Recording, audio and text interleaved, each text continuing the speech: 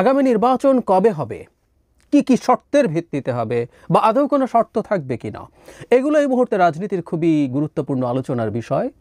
এবং সবগুলো পার্টি যারা সিগনিফিক্যান্ট সমর্থন আছে বা মানুষের মনোযোগ আছে, তারা প্রত্যেকে কম বেশি এই বিষয়গুলোতে কথা বলছে। জামায়াতও কথা বলছে, এবং সাম্প্রতিক সময়ে জামায়াতের আমিরের বক্তব্য খুব সারপ্রাইজিংলি খুব অল্প সময়ের মধ্যেই দুরকম বক্তব্য এসছে আমি বলতে পারি। এবং কেন এটা হচ্ছে, কেউ কেউ বলছেন যে জামায়াতের আমিরের খুব দ্রুত বা ঘন ঘন মুড সুইং হয়। সত্যিকার অর্থেই আমরা দেখেছি তিনি তার বক্তব্য আগে একরকম দিয়েছেন বিভিন্ন ইস্যুতে, আবার সেখান থেকে আবার ফিরে এসছেন, এই ধরনের অ্যাটিটিউড তার বক্তব্যে দেখেছি।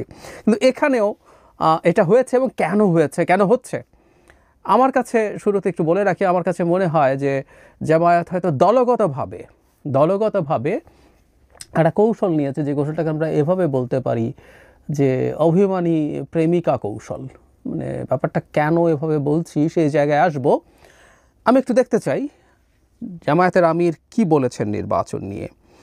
আমাদের নিশ্চয় মনে আছে গত 3 দিন আগে, এটা তারিখ হচ্ছে 16 এপ্রিল, 4 দিন আগে জামায়াতের আমির যদি কিন্তু ছাড়া নির্বাচন নিয়ে কথা বলেছিলেন। মানে জামায়াত সাধারণত যেটা করে, আর সব মানে বিএনপির বাইরে অন্যান্য অনেক দল যেটা বলছে, বিশেষ করে এনসিপি যেটা বলছে, যদি কিন্তু দিয়ে নির্বাচনের কথা বলছে।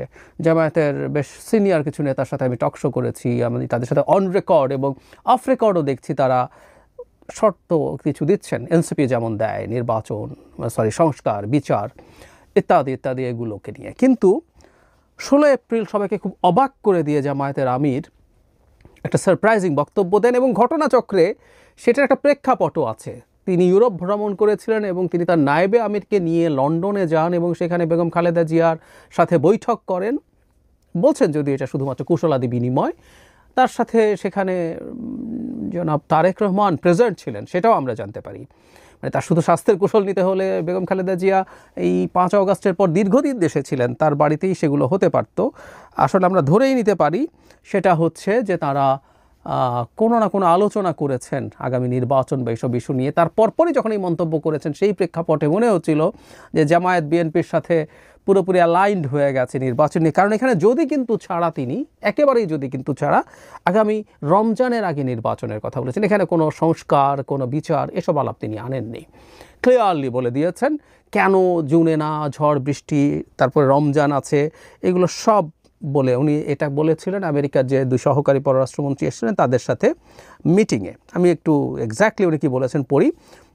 আর আমাদের ভিউ হচ্ছে এটা রমজানের আগে শেষ হওয়া দরকার, মানে নির্বাচন সম্পর্কে। জুন পর্যন্ত অপেক্ষা করলে তখন বর্ষা, ঝড়, বিভিন্ন ধরনের প্রাকৃতিক দুর্যোগ আসবে, তখন ইলেকশন অনিশ্চিত হওয়ার আশঙ্কা দেখা দেবে। আমরা এই জন্য চাচ্ছি এই আশঙ্কার আগেই, রমজানের আগে যেন নির্বাচন হয়ে যায়। আমরা সেটাকে তাদের মতো করে, সেটা আমাদের মতো করে বলেছি। এই ঘটনা ঘটার 2 দিন পরই তিনি তার বক্তব্য নিয়ে একটু ভিন্ন অবস্থান নিয়ে নিলেন, এবং বলতে গেলে তিনি আগের অবস্থানে ফিরে গেলেন। তিনি সাংবাদিকদের সাথে কথা বলার জন্য যখন বসেছেন, তখন সেখানে বলছেন যে পরিস্থিতি তৈরি হয়েছে শেখ হাসিনার পতনের পর, সেখানে 3টি ম্যান্ডেটরি জিনিস দাবি করছে, এগুলো যদি হয় তাহলেই নির্বাচনটা, তারা যে সময়ের কথা বলছেন সে সময়, তার মানে আগে যদি কিন্তু ছিল না, 2 দিন না যেতেই তিনি শর্ত যোগ করে দিচ্ছেন। সেগুলো কি কি? সংস্কার, খুব বিস্তারিত কথা আছে, আমি ডিটেইল কথা বলছি না। দ্বিতীয় দাবি, যারা নিহত আহত হয়েছেন, এই খুনের দায় যাদের, তাদের বিচারের আওতায় এনে দৃশ্যমান বিচারে জাতিকে দেখাতে হবে, যাতে খুনিদের বিচারের বিষয়ে জাতির আস্থা ফিরে আসে। তৃতীয়টা হচ্ছে রাজনৈতিক দলগুলোকে সম্মান করার পরিবেশ সৃষ্টি করতে হবে, জিতে গেলে নির্বাচন সুষ্ঠু আর হেলে গেলে দুষ্টই মানসিকতা থেকে বেরিয়ে আসতে হবে, নির্বাচনটা খুব ভালো হতে হবে, প্রচুর এনগেজমেন্ট লাগবে, এগুলো বলছেন। তাহলে তিনি সংস্কারের কথা বলছেন, বিচারের কথা বলছেন, বিচার দৃশ্যমান হতে হবে। এই সরকারের অধীনেই, আমি ঠিক জানি না বিচার হওয়া না হওয়ার সাথে নির্বাচনটা কিভাবে রিলেটেড। এবং আমি এই প্রশ্ন জামায়াতের এক নেতাকে অন রেকর্ড টকশোতে প্রশ্ন করেছিলাম। এখানে একটু বলে রাখি, আওয়ামী লীগ, মানে বাংলাদেশে বর্তমানে যারা রাজনীতির মাঠে আছে, বিএনপি, জামায়াত, এনসিপি, আওয়ামী লীগ কার ওপরে অত্যাচার করেনি। এবং কোন দলটা, ধরে নিলাম বিএনপি জিতলো বা জামায়াত জিতলো বা এনসিপি জিতলো, কে আওয়ামী লীগের বিচার করবে না? আমরা একটু দেখতে চাই, জানতে চাই, সেটা আসলে দেখার কৌতূহল আছে যে এই সরকারকেই করে যেতে হবে। আর এই সরকার 1.5 বছর, 2 বছর, 3 বছর, 5 বছর, কত বছর থাকলে সবার বিচার, সব বিচার দৃশ্যমান হবে, উদ্ভট কথা, কিন্তু এগুলো আনা হচ্ছে। এবং আমি জামায়াতের ওই নেতার কাছে অন রেকর্ড জানতে চেয়েছিলাম, জামায়াতের কাছেও বা এনসিপির কাছে আসলে জানতে চাই কতজনের বিচার, কার কার বিচার, কোন পর্যায় পর্যন্ত, এটা কি প্রাথমিক রায়, এটা কি আপিলের রায়, আর যদি কারো যদি ডেথ পেনাল্টি হয় তাহলে তো তার ডেথ রেফারেন্স সহ বহু কিছু, কোন পর্যায়ে, নাকি ফাঁসি কাস্টে যাচ্ছে এটা দেখতে হবে, জনাব সারজিস আলম যেভাবে একসময় বলেছিলেন। সো এগুলো আসলে ক্লিয়ার করা দরকার আছে, কিন্তু উনি এটা বলছেন। আবার ঠিক গতকাল এখানে আবার একই কথা বলছেন, শুধু না তিনি এখানে খোঁচা দিচ্ছেন, সেটা এরকম দেশ জুড়ে চাঁদাবাজিতে জনগণের ধৈর্যের বাঁধ ভেঙে গেছে এমন মন্তব্য করছেন জামায়াতের আমির। তিনি বলছেন খুনিদের বিচার ও প্রয়োজনীয় সংস্কারের আগে কোনো নির্বাচন নয়, চুরি আর কালো টাকার ভোট দেখতে চায় না জামায়াত। খুব ক্লিয়ার। তার মানে আবারও তিনি পরপর 2 দিন ক্লিয়ার করছেন বিচার এবং সংস্কার আগে কোনো ভোট হবে না। তাহলে উনি যে বললেন 16 তারিখে রমজানের আগে নির্বাচন হতে হবে, তাত্ত্বিকভাবে তাহলে এখন উনি আবার সরে এসছেন। ধরে নিলাম বিচার এবং সংস্কার, যে সংস্কার প্রয়োজন সেগুলো যদি রমজানের আগে শেষ না হয়, তাহলে জুনে নির্বাচন, বা জুনের আগেও শেষ না হতে পারে। ওনার কথা মতো ওনারা ডক্টর ইউনূস যে জুন বলছেন সেটাই আস্থা নেই। তাত্ত্বিকভাবে বলছি, জুনের মধ্যেও যদি বিচার দৃশ্যমান না হয়, জুনের মধ্যেও যদি ডিজায়ার্ড সংস্কার, ডিজায়ার্ড মানে তাদের ডিজায়ার্ড সংস্কার না হয়, তাহলে নির্বাচন তার পরের ডিসেম্বর, মানে 26 ডিসেম্বর, নাকি 27 জুন, 27 ডিসেম্বর, এসব কি চলতে থাকবে কিনা ইজ এ কোয়েশ্চেন। ওই আলোচনা সরিয়ে রেখে এখন যে কথাটা বলছিলাম, জামায়াত আসলে এই কাজটা কেন করছে? আমি মনে করি এটা ওনাদের দলীয় সিদ্ধান্ত। মানে যে বলছিলাম শুরুতেই, এটা এই মুড সুইং বা পরিকল্পিতভাবে অভিমানী প্রেমিকার মতো আচরণ। মানে প্রেমিকা মনে করছেন তিনি যত অভিমান করবেন তার প্রেমিক তার তত মান ভাঙাবেন, এটা দিয়ে তিনি তার প্রেমিকের মনোযোগের কেন্দ্রে থাকতে পারবেন। এটা একটা কৌশল, এটা ভালো খারাপ ইজ এ ডিফারেন্ট ডিসকাশন, কিন্তু এই কৌশল কারো থাকতে পারে। এটা খারাপ কি ভালো আমি সেই প্রসঙ্গে একটু পরে আসছি। ফলে জামায়াত সম্ভবত মনে করছে 16 তারিখ যখন একদম বিএনপির মতো করে তিনি বক্তব্য দিচ্ছেন, ওই বক্তব্যটা একদম বিএনপির সাথে অ্যালাইন্ড ছিল, জাস্ট যে কাট অফ ডেট বিএনপি বলছিল এটা ডিসেম্বরে হবে, তাদের কথা মতো এটা মিড অফ ফেব্রুয়ারির আগে, সো 1.5 মাসের মতো বেশি সময় তারা নিয়েছিলেন। এতে আমাদের অনেকেরই মনে হয়েছে তারা ওই যে সেই বৈঠকের পর ভেরি মাচ বিএনপির সাথে অ্যালাইন্ড হয়েছেন, তাদের নিশ্চয়ই কোনো আলোচনা বা কোনো আন্ডারস্ট্যান্ডিং হয়েছে, তারা এটা নিয়ে করবেন। কিন্তু হঠাৎ করেই আবার অবস্থান পাল্টে ফেললেন। আমি ধারণা করি ব্যক্তিগতভাবে ওই বৈঠক যা যা চেয়েছিলেন তারা, সেগুলো হয়তো সেরকম তেমন কিছু হয়নি, অথবা এই আলাপটা সামনে আনার সাথে সাথে হয়তো তাদের এক ধরনের সমালোচনা হয়েছে, দলের ভেতরেও হয়ে থাকতে পারে।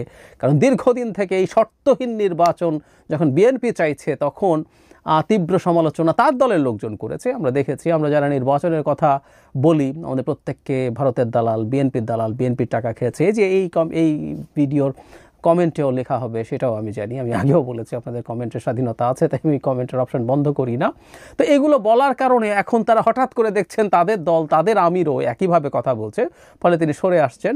এবং এতে এই যে পরিবর্তন হলো, আবার বিএনপি নিশ্চয়ই তাদের খোঁজ খবর করবেন, কি ভাই আপনি আবার এমন করছেন কেন, কি ব্যাপার, আবার তার সাথে বসার চেষ্টা হতে পারে। তিনি তাই ভাবছেন, অভিমান করছেন বারবার, এবং তার মান ভাঙাতে বিএনপি বারবার আসবে, কারণ জামাত এই মুহূর্তে একটা গুরুত্বপূর্ণ শক্তি মাঠে আছে। একই ধরনের কৌশল গ্লোবাল রাজনীতিতেও কেউ কেউ অ্যাপ্লাই করার চেষ্টা করেছেন, কিন্তু এটা আদতে ভালো কি না সেটার প্রশ্ন সবসময়ই আছে। যেমন যে দলটাকে বা যে দেশটাকেও তারা দূর থেকে ফলো করেন বলে মনে হয় অনেক ক্ষেত্রেই, সেটা হচ্ছে একেপি, টার্কির, এবং মিস্টার এরদোয়ানকে, তার রাজনীতিকেও জামাত এক ধরনের ফলো করে কিছু কিছু ক্ষেত্রে, অ্যাটলিস্ট সেটা আমরা ধারণা করতে পারি। এরদোয়ানের একটা ব্র্যান্ডিং আছে পৃথিবীতে, তিনি আসলে নানা সময় এরকম খুবই ফ্লাকচুয়েটিং বিহেভিয়ার দেখান। আজ এর সাথে ভালো, কাল খারাপ, পরশু ভালো, তারপরের দিন খারাপ, আমি আজকে যার সাথে ভালো, পরদিন তার শত্রুর সাথে ভালো, এরকম নানান কিছু করতে চেষ্টা তিনি করেছেন।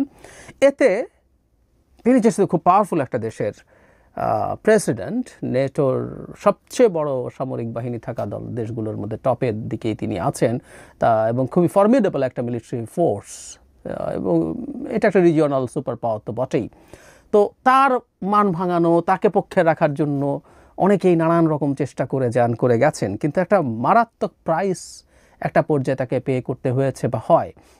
সেটা হচ্ছে একটা আনরিলায়েবল মানুষ, মুড সুইং করে অনেক বেশি যে মানুষের, সেই মানুষ খুব ভালো পার্টনার হতে পারেন না, অ্যালাই হতে পারেন না, ফ্রেন্ড হতে পারেন না। এটা হলো মেজর প্রবলেম। মনোযোগ হয়তো শর্ট টার্মে পাওয়া যায়, কিন্তু যে মানুষটা, যে দলটা তার পলিসি মুহূর্তে মুহূর্তে পাল্টায়, সেই দলটাকে যেহেতু চিনতে সমস্যা হয়, তার সাথে কে থাকবে, কি থাকবে, কেন থাকবে, কিভাবে থাকবে, এসব নানা ক্ষেত্রে নানা দল কনফিউজ থাকে। ধরুন এই 16 এপ্রিলে যখন তিনি শর্তহীনভাবে এটা বলেছেন, তার আগে তো এনসিপি জামায়াতকে সম্মত এলাই ভাবছিল যে তাদের নির্বাচন নিয়ে তারা যেভাবে যদি কিন্তু দিয়ে কথা বলছেন, জামায়াতও তাই বলছে। এবং আমার ইন্টারপ্রিটেশন হচ্ছে এই দুটো দলেরই যত বেশি সম্ভব সময় পেলে নির্বাচনের আগে ভালো হয়, তাই তারা এই আলাপটা আনছেন। আমি বলছি না বিচার বা সংস্কার নিয়ে তাদের আন্তরিকতা নেই, কিন্তু এটার টেকনিক্যালি ব্যাপারটা সেই রকম। আবার বিএনপি যেহেতু দেখছে দ্রুত নির্বাচন হলেই তারা খুব ভালো ফলাফল করতে পারে, সুতরাং তারা সেই জায়গায় গেছে, তাই তারা ডিসেম্বরের মধ্যে নির্বাচন চায়। কিন্তু এনসিপি এখন হঠাৎ করে 16 তারিখ দেখলো যদি কিন্তু বাদ দিয়ে বিএনপির মতো করে কথা বলছে জামায়াত, সো তারা কনফিউজড হয়েছে। আবার বিএনপি মনে করলো না জামায়াত এখন আমাদের মতো করে কথা বলছে, কিন্তু না, আবার উনি আগে যা বলতেন একদম সরাসরি বলছেন গতকাল যে সংস্কার এবং বিচার ছাড়া শেষ করার আগে কোনো নির্বাচন হতে পারবে না। এনসিপি এখন আবার দেখলো যে সে আবার একই রকম জায়গায় ফিরে এসছে, আবার তার বন্ধু কিনা। বিএনপি দেখলো যে তার সাথে অ্যালাইন নাই, এখন এনসিপি নতুন করে তাকে কি ফুললি বিশ্বাস করবে? কারণ 16 তারিখ দেখা গেছে জামায়াত বিএনপির মতো করে কথা বলছিল। সো অভিমানী প্রেমিকা কৌশল যেটা, সেটার প্রবলেম এটা। মনোযোগ হয়তো শর্ট টার্মে পাওয়া যায়, সবাই তার মান ভাঙানোর চেষ্টা করে, তার পক্ষে নেওয়ার চেষ্টা করতে পারেন, কিন্তু দীর্ঘমেয়াদে আনরিলায়েবল হয়ে যায়। এবং জামায়াত এই ঝুঁকিটা তৈরি করছে।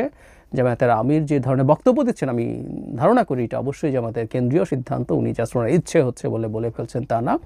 এটা জামায়াতের জন্য ইন এনি কনসিডারেশন একটা আত্মঘাতী পদক্ষেপ হচ্ছে বলে মনে করি। কারণ 8 মাস পর আমরা এখন যে জায়গায় দাঁড়িয়ে আছি, সরকারের 8 মাস শেষ হওয়ার পর, 8.5 মাস টু বি স্পেসিফিক, এই জায়গায় দাঁড়িয়ে আসলে নির্বাচন নিয়ে একদম স্ট্রিক্ট একটা অবস্থান সব দলের নিয়ে, আমি কোনটা ভালো কোনটা খারাপ সেটা ডিফারেন্ট ডিবেট, কিন্তু প্রত্যেকটা দলের তার ওই অবস্থানটা নিয়ে নেওয়া দরকার। যে দল গতকালও মনে করছে যদি কিন্তু দিয়ে নির্বাচন হবে, পরদিন হঠাৎ করে যদি কিন্তু ছাড়া নির্বাচন, আবার তারপর দিন আবার যদি কিন্তু দিয়ে নির্বাচন, এগুলো আসলে একটা দলের মানে তার অবস্থান, তার রিলায়েবিলিটিকে সিরিয়াসলি প্রশ্নবিদ্ধ করে। জামাত এই ঝুঁকিতে